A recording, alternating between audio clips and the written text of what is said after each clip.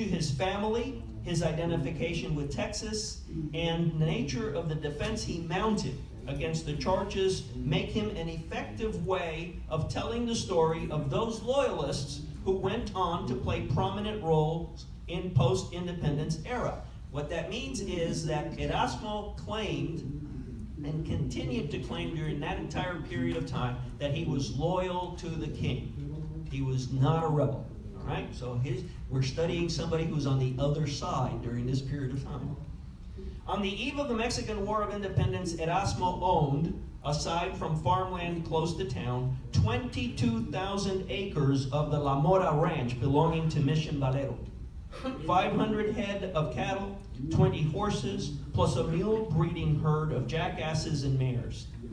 To manage his property, he employed 5 ranch hands. He had a wife and 2 children, and was serving as the local postmaster. To all appearances, there would seem to be little motivation for Erasmo to abandon loyalty to the crown when rebellion came to New Spain, to Mexico. I don't have time to explain the complexities of Mexico's War of Independence, so let me boil it down to the following points. Napoleon's overthrow of the Spanish Bourbon dynasty caused a civil war in Spain. In 1808, shortly after Napoleon's invasion of Spain, the American colonies universally rejected Joseph Bonaparte, the French pretender.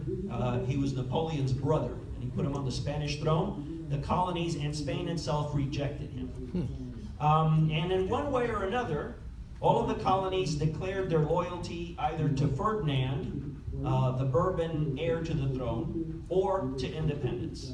In Mexico City, the Creole-led city council declared its loyalty to Ferdinand and attempted to set up a governing council.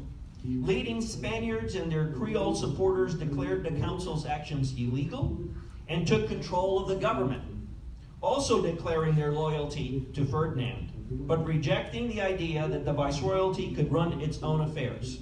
So that's one of the complexities of the beginnings of the Mexican War of Independence. Both sides claim to be loyal to the king. A number of conspiracies to overthrow the Cachupines, as the Spaniards were called, arose in various parts of the country. One in which Miguel Hidalgo was a part, finally getting off the ground on September 16, 1811. During the first phase of the war, both sides claimed loyalty to Ferdinand, but it was the viceregal side, labeling itself the just cause, that has been understood to constitute the royalists. Hidalgo's successors, most prominently Jose Maria Morelos, sought Mexican independence, but the struggle fragmented between 1815 and 1821, and the viceregal government had to deal with a number of insurgencies. So Texas wasn't the only place that was a problem for Mexico City. There were problems everywhere. After Hidalgo's cry of death to bad government, a widespread insurrection broke out throughout northeastern New Spain that made the people of Texas particularly apprehensive, fearful. The governor continually called for the loyalty of Tejanos, but rumors and conspiracies were impossible to stop. Between the end of 1810 and early 1811, the royal governors of Nuevo Santander, what is now Tamaulipas, Nuevo León, and Coahuila were all overthrown by insurgents claiming loyalty to Ferdinand VII, but rejecting Mexico City government. On January 18, less than a week before he was overthrown, Texas Governor Manuel Salcedo called together the area's military officers, the municipal council, and select other citizens to explain the situation and attempt to gain a vote of confidence.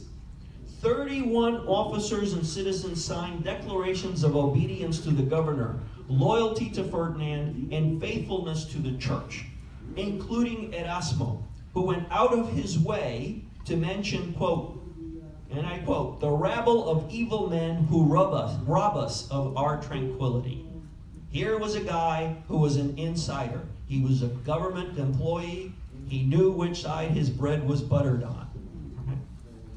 The collective show of loyalty did not prevent Juan de las Casas, a military officer from Nuevo Santander, making his home in San Antonio